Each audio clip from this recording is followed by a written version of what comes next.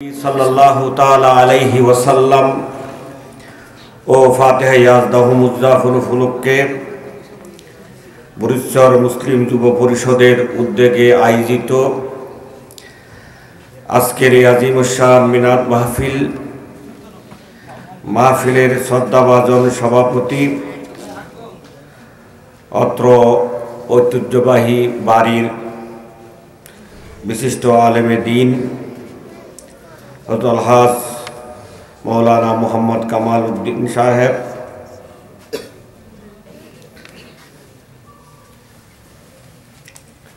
এবং মঞ্চে উপস্থিত বরিশাল জিয়াউল উলুম ফাজিল মাদ্রাসার আরবি প্রভাষক বানিয়ে জিয়াউল উলুম আল্লামা জাফর আহমদ সিদ্দিকী রহমতুল্লাহ আলাইহির সুযোগ্য সাহেবজাদা আলহাজ আল্লামা শাহজাদা কাজী আনম মঞ্জুর হায়দার সিদ্দিকী, আজকের মজলিসের বিশেষ বক্তা আকবর চৌধুরী জামে মসজিদের সম্মানিত খতিব ও পেশ ইমাম হযরত মাওলানা হাফেজ মোহাম্মদ সাইফুল ইসলাম মাদ্দাজিল্লুহুল আলী, আজকের এই মজলিসের সম্মানিত বিশেষ অতিথি অত্র ঐতিহ্যবাহী বাড়ির বিশিষ্ট আলেমে দ্বীন আলহাজ আল্লামা মোহাম্মদ আনোয়ার হোসেন ফারুকী মাদ্দাজিল্লুহুল আলী এতক্ষণ পর্যন্ত আপনাদের সামনে সারগর্ভ তকরীর পেশ করলেন, প্রাণবন্ত আলোচনা রেখে আমাদের সকলকে আনন্দিত করেছেন, খুশি করেছেন। ঢাকা দারুন নাজাত সিদ্দিকিয়া কামিল মাদ্রাসার মুহতরম মুহাদ্দিস আলহাজ আল্লামা মুফতি মোহাম্মদ বদরুজ্জামান রিয়াদ সালিহি মাদ্দাজিল্লুহুল আলী, উপস্থিত হযরাতে উলামায়ে কেরাম, আমার সামনে উপবিষ্ট হযরাতে মুসল্লিয়ানে আযম, ব্রাদারান ইসলাম, মাইকের আওয়াজ যতটুকু যাচ্ছে যারা শুনছেন, আমার পর্দানসীন মস্তুরাত মা বোনেরা, রাহমানি ওয়া রাহমাকুমুল্লাহ। রাতও ক্রমান্বয়ে গভীর থেকে গভীরতর হচ্ছে, মিলাদ কিয়াম সুসম্পন্ন হলো। আমরা এখন আখিরি মুনাজাতে শরীক শামিল হব। তার আগে আমাদের যে বিষয়গুলো সারাংশ আকারে আমাদের সকলের হৃদয়ে গেঁথে নেওয়া দরকার, সেটা হলো আমাদের আমন্ত্রিত প্রধান অতিথি আল্লামা বদরুজ্জামান রিয়াদ সালিহি মাদ্দাজিল্লুহুল আলী, তিনি তার প্রাণবন্ত আলোচনার মাধ্যমে আমাদের সামনে ইসলামের ঈমান, আকীদা, আমল, ঈদ মিলাদুন নবী, ফাতিহা ইয়াজদাহুম এবং আমাদের বর্তমান সময় উপযোগী বিভিন্ন গুরুত্বপূর্ণ বিষয় নিয়ে টাচ করেছেন। আশা করি আমরা সবাই সব বিষয় আমাদের বুঝতে সহজ হয়েছে। কথা ঠিক না বেঠিক?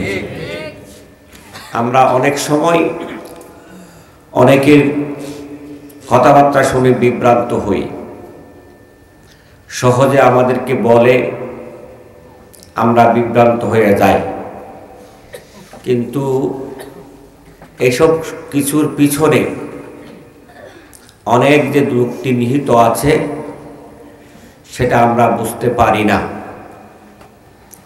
আমরা যেই ধারাবাহিকতায় আমরা ইসলাম পালন করে আসছি সেটা আমাদেরকে শিখিয়েছেন যারা এই দেশে ইসলাম এনেছেন, তারা আলেম উলামা বুজুর্গানে দ্বীনরা। আপনাদের বিবেচনায় কি বলে আমি জানি না, আজকের যারা আলেম উলামা, আজ থেকে যারা 20-50 বছর আগে ছিলেন তারা বেশি আরো অভিজ্ঞ ছিলেন না? কোরআন হাদিস সম্পর্কে তারা আরো বেশি বেশি জ্ঞানের অধিকারী ছিলেন। আল্লামা রুমি রহমতুল্লাহ আলাই বলেন, আমি কোরআনের সব কিছু মগজ চষে নিয়েছি, আগামী প্রজন্মের আলেম ওলামাদের জন্য শুধু হাড়গুলো রেখেছি, নলাগুলো রেখেছি। তা ইনারা আমাদের থেকে কম বুঝেছেন, বেশি বুঝেছেন? বেশি বুঝেছেন। কিন্তু আজকাল আমরা মনে করি আমরা বেশি বুঝি, ওরা বেশি বুঝে নাই, ওরা কম বুঝেছে। হুজুর সৈয়দনা গৌসুল আজম দস্তগীর কম বুঝেছে না বেশি বুঝেছে? বেশি বুঝেছে। কিন্তু আমরা গৌসু পাকের এখন শিরিক খুঁজি।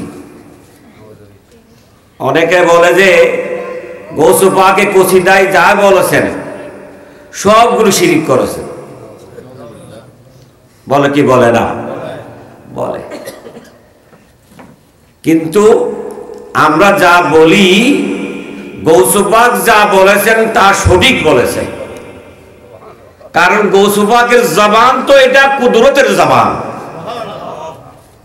কারণ হাদিসে পাকে বলা হয়েছে যে বান্দা যখন আমার কাছে এসে যায় তখন আমি সেই বান্দার জবান আমার কুদরতের জবান হয়ে যায়।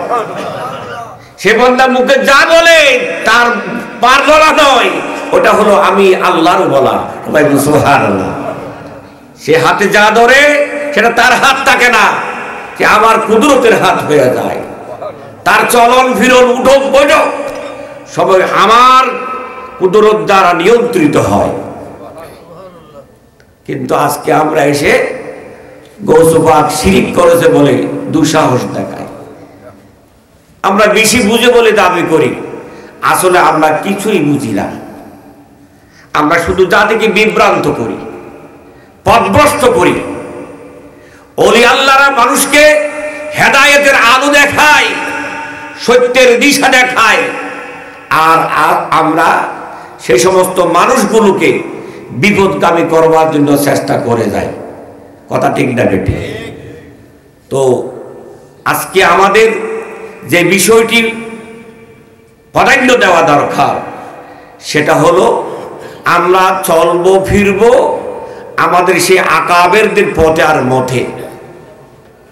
আমাদের বুজুর্গানে দিনরা যে পথে পরিচালিত হয়েছেন, আমাদেরকে পরিচালনা করেছেন, আমরা সব সময় সেই পথেই থাকব।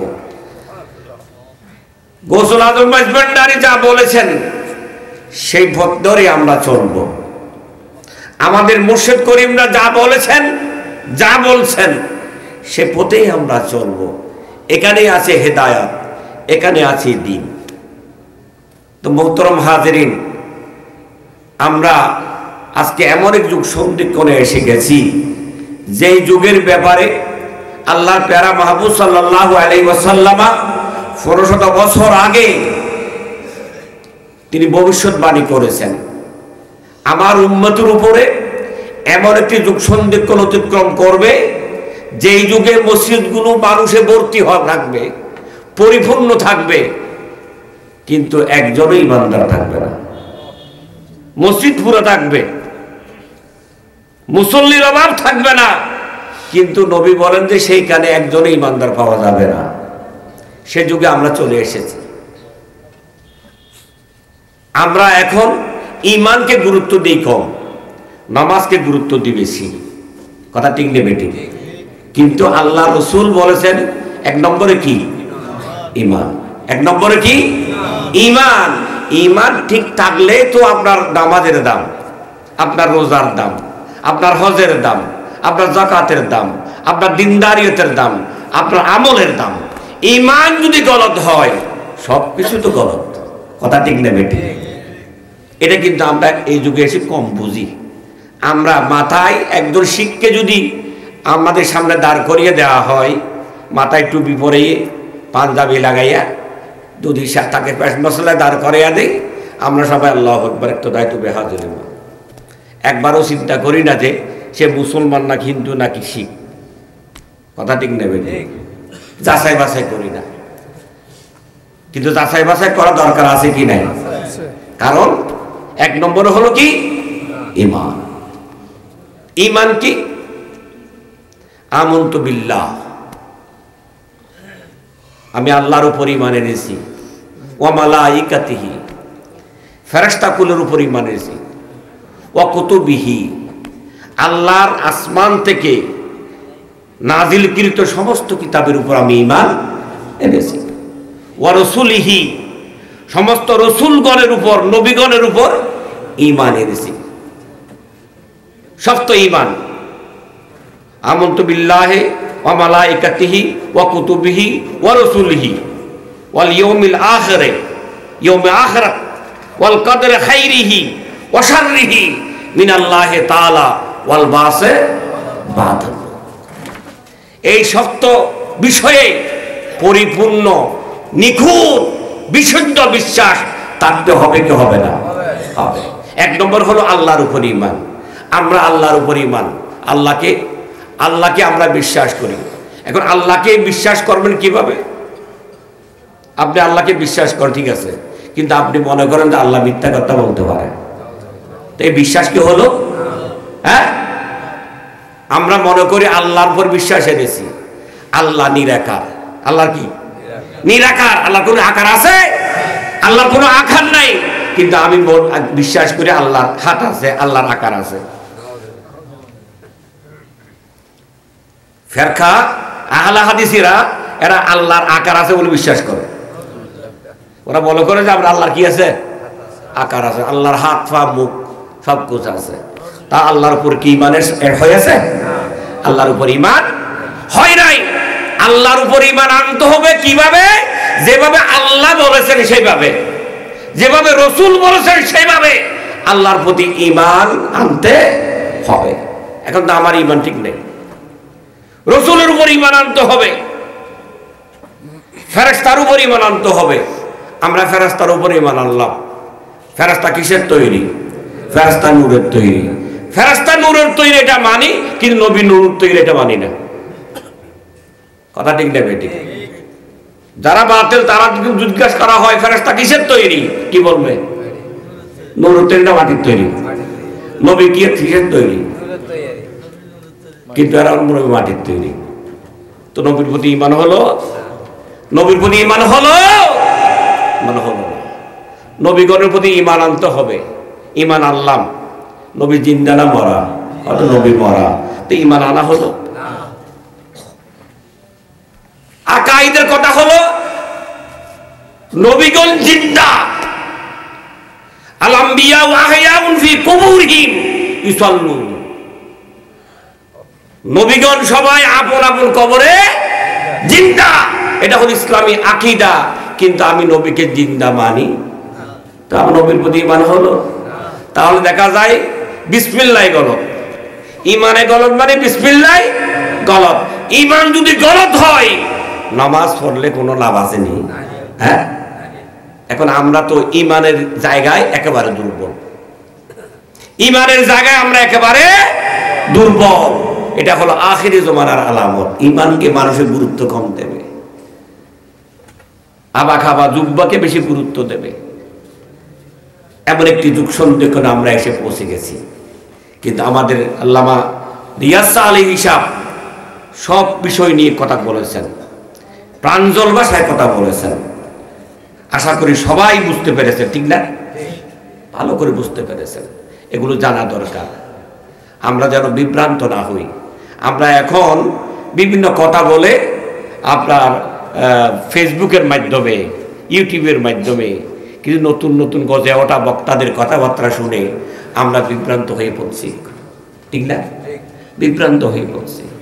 অথচ সে তখন ধরাশায়ী হয়ে যায়, তখন এসে ক্ষমা চায়। কি চাই? ক্ষমা চাই। সিক্স প্যাক আই রে হাই। রাসূল পাক সাল্লাল্লাহু আলাইহি ওয়াসাল্লাম মক্কি জীবনকে বলা হয়েছে মক্কি ইনিংস, মাদানী ইনিংস। এটা ক্রিকেট খেলা নাকি? এটা ক্রিকেট খেলা? রাসূল সাল্লাল্লাহু মক্কি জীবনকে ক্রিকেট খেলার ইনিংস? আল্লাহ নবীর কোনো কিছুকে দুনিয়ার কোনো কিছুর সাথে তুলনা করা যাবে না, কোনো কিছু করা যাবে না। করা হলেই ঈমান চলে যাবে। রাসূল পাক সাল্লাল্লাহু আলাইহি ওয়াসাল্লামের ব্যাপারে আল্লাহ তাবারক ওয়া তাআলা বলেছেন, লা তাজআলু দুআ রাসূল বাইনাকুম দুআ ইবাদিকুম বাদা। তোমরা একে অপরকে যেভাবে ডাকাডাকি করো সেভাবে তোমরা কখনো নবীকে ডাকাডাকি করিও। এই নিষেধ করেছেন কে? আল্লাহ তাআলা। আমি বলি কেন রাসূলের শানে এই সমস্ত কথাবার্তা বলা যাবে না। আল্লাহ রাসূলের ব্যাপারে আল্লাহ তাবারক ওয়া তাআলা স্বতন্ত্র তরিকা অনুসরণ করেছেন। সমস্ত নবীকে ডাক দিয়েছেন একভাবে, ইয়া মুসা, ইয়া ঈসা, ইয়া ইব্রাহিম, ইয়া নূহ, ইয়া ইসমাঈল, নাম ধরে ধরে ডেকেছেন। কিন্তু আল্লাহ তার হাবিবের ব্যাপারে আলাদা তরিকা অনুসরণ করেছেন, ইয়াসিন, তাহা, মুজাম্মিল, মুদাসসির, বিভিন্নভাবে ইয়া আইয়ুহার রাসূল, ইয়া আইয়ুহান নবী, ইয়া মুহাম্মদ, এভাবে আল্লাহ তাবারক ওয়া তাআলা কোরআনে কোথাও বলেন নাই। অথচ ইয়া মুসা, ইয়া ঈসা, ইয়া নূহ বলেন নাই। তাহলে নবীর ব্যাপারে আল্লাহ স্বতন্ত্র তরিকা অনুসরণ করেছেন। অন্য নবীদের ব্যাপারে যে তরিকা অনুসরণ করেছেন সেই তরিকা নবীর ব্যাপারে অনুসরণ করেন নাই। যেখানে নবীদের ব্যাপারে পর্যন্ত আল্লাহ তাবারক ওয়া তাআলা আলাদা তরিকা অনুসরণ করলেন, আর তুমি নবীর উম্মত হইয়া, আল্লাহর বান্দা হইয়া নবীকে সাধারণ মানুষের মতো ব্যবহার করার চেষ্টা করতেছো, তোমার মধ্যে ঈমান আসেনি? আছে? ঈমান থাকলে তুমি কখনো এই কথাবার্তা বলতে পারতা না। আমরা মনে করেন সম্মান অনুযায়ী এক একজনকে এক একভাবে আমরা সম্বোধন করি। চেয়ারম্যান মহোদয় বলি কি বলি না? ওই চেয়ারম্যান এদিকে আইয়েন, এভাবে বলি। আমাদের সামনে চেয়ারম্যান মহোদয় এসেছেন, এমপি মহোদয় এসেছেন, একটা মহোদয় শব্দ লাগাইয়ে দিই। কি জন্য? সম্মানের জন্য। কি জন্য? সম্মানের জন্য। হ্যাঁ, বাবা, বাবাকে বাবা বলি, শাশুর জানকেও বাবা বলি, বলি কি বলি না? বলি। এগুলো সম্মানের শব্দ। হ্যাঁ, ছোটকেও আমরা কি বলি? বাবা এদিকে আসো, বলি কি বলি না? ওরা বলে যে সুন্নিদের বাবার অভাব নাই, অনেক বাবা। এরা ফিরকে বাবা বলে, বাবারে বাবা বলে, শাশুড়ের বাবা বলে, বাবারে বাবা বলে, বলে কি বলো না? কিন্তু এরাও কোনো ছেলেকে বলে না বাবা এদিকে আসো, বলে না। তা আমরা যেমন বলি তারাও তো বলে বাবা এদিকে আসো। তা তাহলে কি যে মাছ জামাই হয়ে গেছে নাকি? হ্যাঁ, বাবা বললে কি মাছ জামাই হয়ে যাবে? হ্যাঁ, বাবা এটা সম্মানের শব্দ। কিসের শব্দ? সম্মানের শব্দ। কিন্তু এগুলো তারা বুঝে না। এই সমস্ত কথাবার্তা বলে আমাদের সাধারণ মানুষগুলোর ঈমান আকীদা বিনষ্ট করছে। এ ব্যাপারে আমাদের সতর্ক দরকার আছে কি নাই? আল্লাহ আমাদেরকে সতর্ক থাকার তৌফিক দান করুন। সম্মানিত হাজিরিন, আমরা ইন্তেজামিয়া কমিটিকে ধন্যবাদ জানাই, মোবারকবাদ জানাই। এই বুড়িচর মুসলিম যুব পরিষদ এটা অনেক প্রাচীন একটা প্রতিষ্ঠান। আমার 32 বছর আগে এই নামে সংগঠন প্রতি বছর ঈদে মিলাদুন্নবী মাহফিল আয়োজন করতেন, এবারও করলেন। আল্লাহ তাবারক ওয়া তাআলা এই আয়োজনকে কবুল করুন এবং যারা এই পরিষদের সাথে জড়িত আছে আল্লাহ তাবারক ওয়া তাআলা তাদের দ্বীনদারিয়ত জীবন নসিব করুন এবং এই